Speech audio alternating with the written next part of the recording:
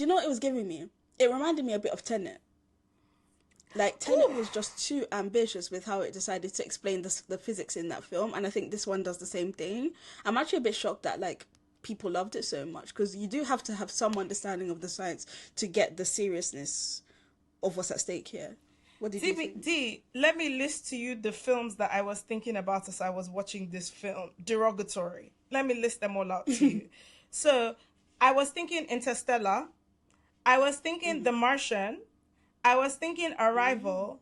I was thinking Gravity. I was thinking 2001: A Space Odyssey. And now you've just mentioned it, I was thinking Tenet as well. And in the case of literally every single one of those examples, those films made me think more than this film. Even Tenet, which I have a big question mark on top of that film. But that film to me is more interesting experimentally than whatever is going on here. Now, let's start with Interstellar. Agreed. Let's start with Interstellar. Interstellar is one of my favorite films of all time. Sometimes, depending on when I watch it, I consider it to be my favorite film of all time. And the reason I ultimately think Interstellar is so successful with me is that it takes the science very seriously, in my opinion. And you could feel like the production and development of the film was seriously consulting on scientists across the spectrum. And it takes that serious level of science to deliver to me a message about love across the laws of physics as we know it, in a way that works very successfully on me.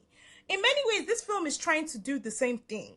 But the reason it cannot work is because the main thing it is playing around with, which is like time and perhaps like fuel, like energy source as a fuel, it has no level of seriousness, like it doesn't make any sense.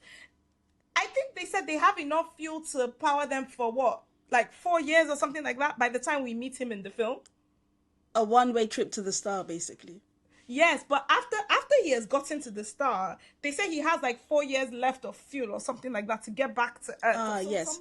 Something like that. And then Rocky gives him some more additional fuel of apogee that's supposed to give him extra time. So by the time he leaves Rocky, and then when he realizes the leak is happening, and he needs to turn back, we're supposed to feel the gravity of that decision he's making to send the samples over to Earth without him being a part of it, and then choose to go back to Rocky. But how much time is that going to take? I don't know. I don't understand how much time that's going to take. Is it going to take 6 months? Is it going to take 30 minutes? Is it going to take 5 years? I think by the time it happens, we're supposed to understand years. Years have passed between when he realizes that there is a leak and when he goes to go and find Rocky. Years of his life have passed. Did you feel the emotional impact of that? No, I didn't. What? And then, okay, so he then saves Rocky, and then Rocky is like, you know what, just come with me and then we'll refuel you. So that could have always been a solution this whole time, by the way.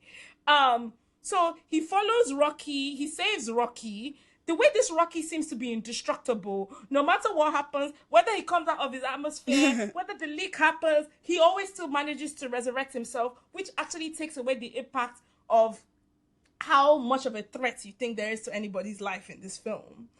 So anyway, because he's basically an arachnoid alien version of a magical Negro. That's what's going on here. Magical brown alien. Like, that's what's really going on here. Rocky will adapt to anything as long as it comes back to saving the white man. That's what's going on here. Oh my God.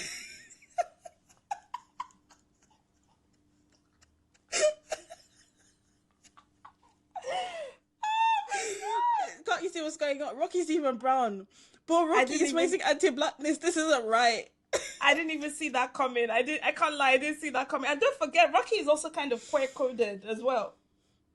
Oh, it's true. Yeah, it is. Rocky is non-binary. You're welcome to the club, Rocky. That's so crazy. I didn't even think magical Negro, alien, arachnoid is crazy. But in the craziest people, there's always a bit of genius in there. So I'm going on this journey you're taking me on. I'm with you, dear. I'm with you. It's all gibberish. It's all nonsense. So by the time they head off to Rocky's planet, and then Rocky basically is like, whenever you're ready to go to Earth, we'll get you to Earth. And he's like, oh yeah, just give me some time to think about it. So I'm like, so what's the consequences? There's no actual, there's nothing, there's no real tension here. There was no real serious risk. Like this whole few Also, how long did it take to get to the planet? If when we meet Ryan Gosling in the flashback, all the years it took to get from Earth to the planet where they were going to go and look for the predator, by the time he meets Rocky, they come out, he starts to leave to go back to Earth, then he turns back to go and get Rocky, and then they head to Rocky's planet. That literally should have taken maybe decades, maybe decades. But Ryan Gosling, what is the difference in his appearance over the course of this 20 years? In Interstellar, Nothing. It is so important in Interstellar that when you step on XYZ planet for X number of minutes, the way that affects the time dilation back on the ship, the way that affects the people you've left behind on Earth, you missing out on generations, him coming back on the planet and seeing people have quite literally developed gray hair for him over the course of minutes. Like, that's such an impactful part of how you're going on the emotional journey of the film. I'm just like, I don't know why people are so moved by this film. I didn't feel any consequences for anything. And the way it was handling the science was contributing to that. Then, next movie I want to compare it to is 2001: A Space Odyssey, which I don't know if you've watched it, but legendary, iconic, influential film, right? 2001: A Space Odyssey is a film that was made, if I'm not mistaken, in the 1960s, D. That film is literally... Was it 1960s? Yeah, 1968. No, A Space Odyssey came out in 1968. That film is quite literally over 50 years old. And yet, what 2001: A Space Odyssey does with the idea of meeting beings you don't understand and going out to try and figure out a mysterious thing, and then what you find there and what you bring back to Earth and what that means for time and individuality and identity is so much more forward-thinking than anything that happens in this Project Hail Mary film. The ending of 2001: A Space Odyssey that has been debated for decades, which is where you see that the main character has like reverted into this kind of fetal form, and he keeps overlapping with himself in different times of his life, is more curious and interesting than whatever this film is doing here. In fact, let me tell you the real TD. I even had hope that something more interesting was happening halfway through the film. When Grace and Rocky have that exchange about how I'm the only one left in my ship, it looks like everybody died. Oh, I'm the only one left in my ship, it looks like everybody died. Do you know what I thought was going on there? What? You better not say what you're going to say. No, D, you just called the crab a magical Negro, so I'm allowed to say whatever I want. I thought that what was happening there was that because Rocky had like 22 other people that were on its spaceship, and Grace had 2. They don't explain why they died. They don't. They're just like, oh, both of them just happened to survive, and it's like, okay, I guess.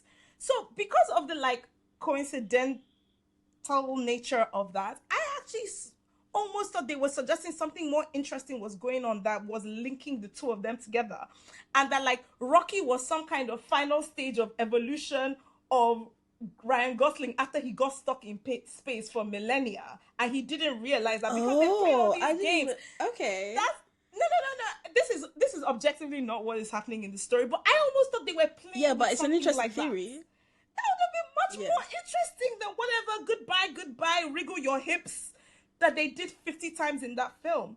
Because I was like, why do they keep telling me that both of them are the only people that survived the ship, but they refuse to explain what happened? I'm like, what are the odds that you're out in the wide expanses of space, in the middle of nowhere, and you just happen to come across one being that had the exact same experience that you did?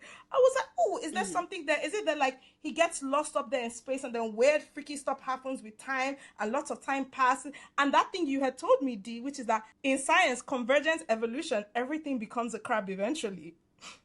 Yeah, that was my initial thought. But actually, this is one of my critiques of the film, to be honest. You know, like, don't get me wrong, I like Rocky. I think Rocky's my favorite character. I think Rocky's very charismatic. The only problem I have with Rocky, though, is, again, Rocky takes on the burden that many ethnic minorities do in film, which is that he has to be self-sacrificial to support the white man's story. And so Rocky never thinks about himself. Rocky is completely self-sacrificial. If anything, Rocky even takes on the burden women do in film many times.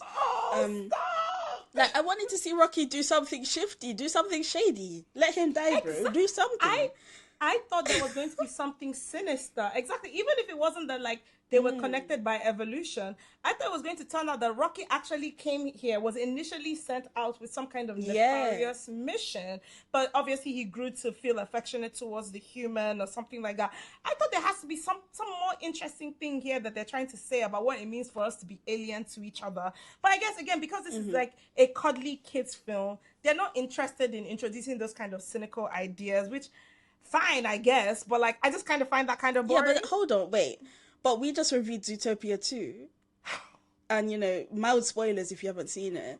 There is a twist, if you like, at the end where the cute, cuddly Lynx character is actually shady. So, like, it's not beyond the realm for a kids' movie. Exactly. But the main issue I have is that, like, I think Rocky being an arachnoid-looking, crab-like looking thing is too on the nose. Because, like you say, everything does evolve towards a crab. So it's like, okay, that's kind of obvious. Like, I wanted a bit more creativity when it came to Rocky, but now that I know that the whole thing was puppeteered and all of that, that makes it more interesting. But yeah, when I saw it, I was just like, oh, of course it's a crab. And my understanding is that that's just how the book is as well. Like it is a pretty loyal adaptation of the book, is even though I think the ending is a bit different. So yeah, like all of that science was all gibberish, and I think the science was harming the quality of the film. Whereas, like in comparison, something like Superman, I think the nonsensical science that's happening in Superman makes it more of a fun ride to watch.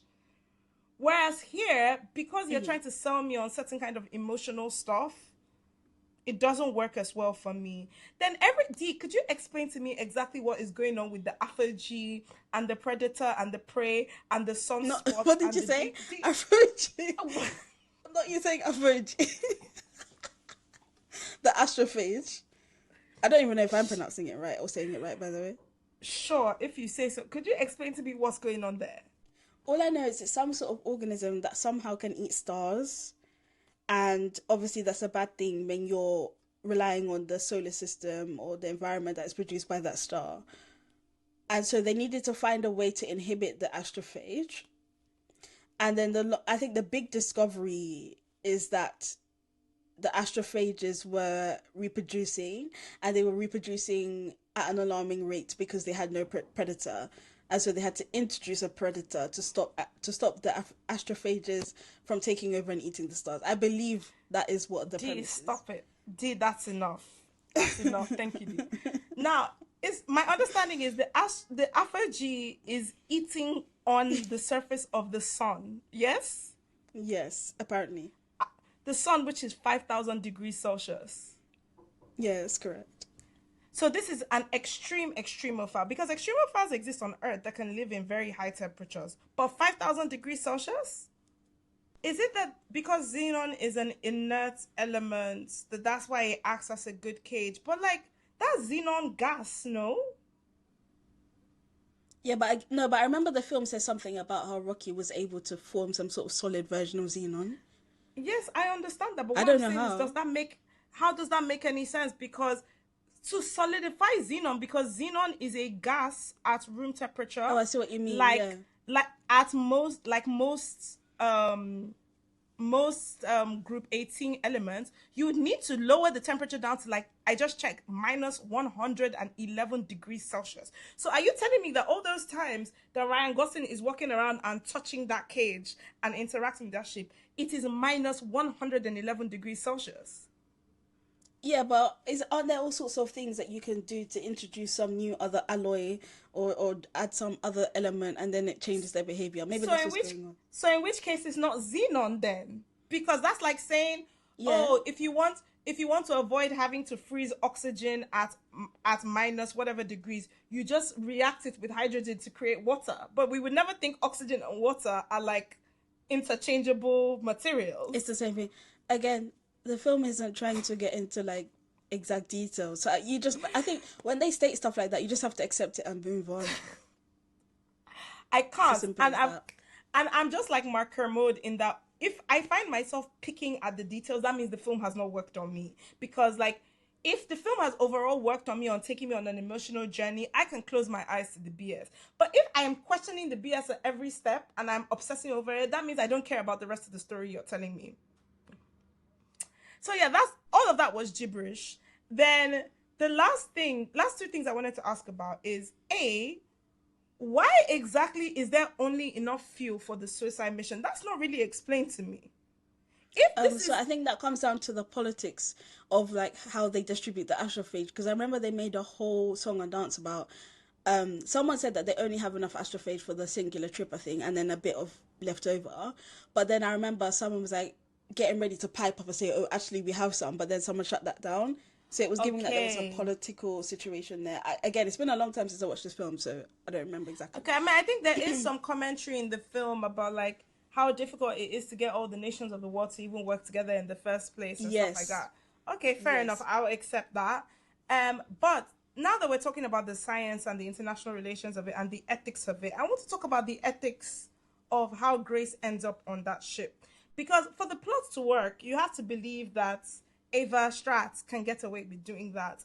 Excuse me, I'm actually not convinced she can. Oh, really? No, I don't think she can. I think the leap of logic that I have to believe for that to happen is I'm really struggling with it. Because NASA, now mind you, this film is NASA propaganda, is USA propaganda, and that, but at the same time, they can't bring themselves to criticize Americans too much, which is why she's a German. Even though Grace is proudly walking around in astronaut uniform with USA flags all over himself all the time, but she herself, who is responsible for this like miscarriage of justice and extremely inhumane action, and she's basically acting on behalf of this conglomerate of people which is heavily led and funded by NASA, but they made sure she's unambiguously not American. Yeah, I agree with that. I didn't even clock that at the time, but yeah, it's true. Yeah. I just feel like in the world we live in, and again, this is kind of like an alternative universe, so I don't need to apply real life logic to everything that happens in films, but in the world we live in, if NASA is doing, we just saw the Artemis 2 expedition that just happened. In the world we live in, if NASA is doing any kind of expedition that involves sending human beings, especially United States American astronauts, into outer space, the world will know. It's not something you can actually physically hide, right?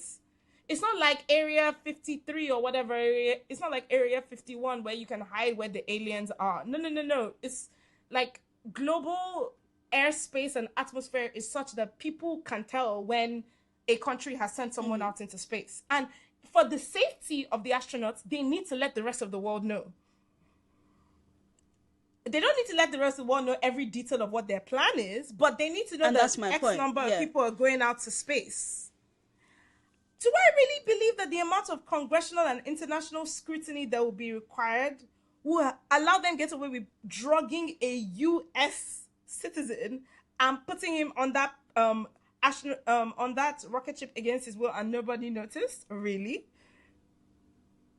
I think the point is that nobody noticed because he doesn't have anyone to notice in his life. I get what you're saying, that like it feels unlikely. I'm not gonna lie, I'm not as optimistic, let's say, especially because, as you mentioned, sure, you know, you can't necessarily send things to space without any detection. The United States is not the only one that, you know, looks into space, right?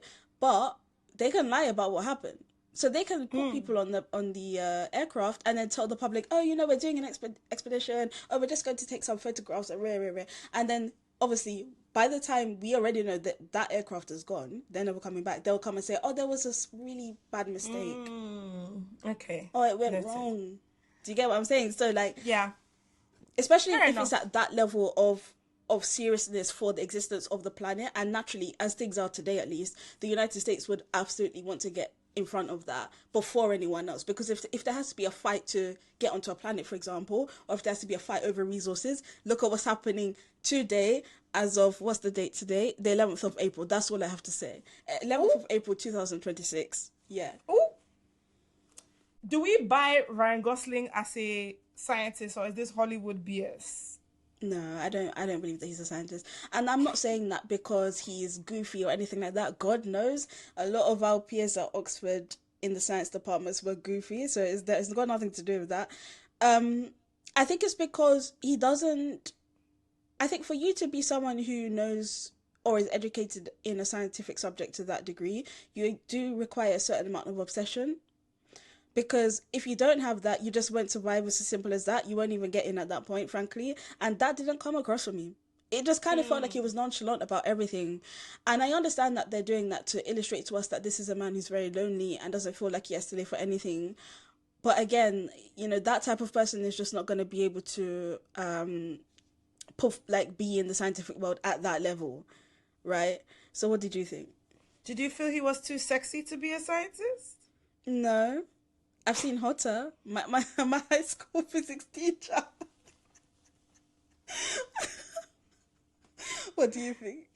I was actually thinking about it. That I was thinking about uni and all of our lab supervisors and stuff like that. And I was thinking, like, did we have Hollywood-looking people in our department? Definitely not the heads of faculty, but there were always, like, master students and DPhil students that would be involved in tutorial groups, and some of them were even hooking up with the undergrads, which was low-key problematic. But let's not, yeah. And some of them were good-looking people, yeah. Many of them were not. Many of our peers in our chemistry degree were not, but some of them were. And actually, when I was in sixth form, the only other person that got into Oxbridge from my year, alongside me, and he was also a chemist, was arguably the most good-looking white boy in our entire year. And like he was like one of the most popular boys. He was widely considered to be very fine, and he just happened to be like very good at chemistry and maths and stuff as well. So it do be like that. So who's saying that? That's a harmful stereotype.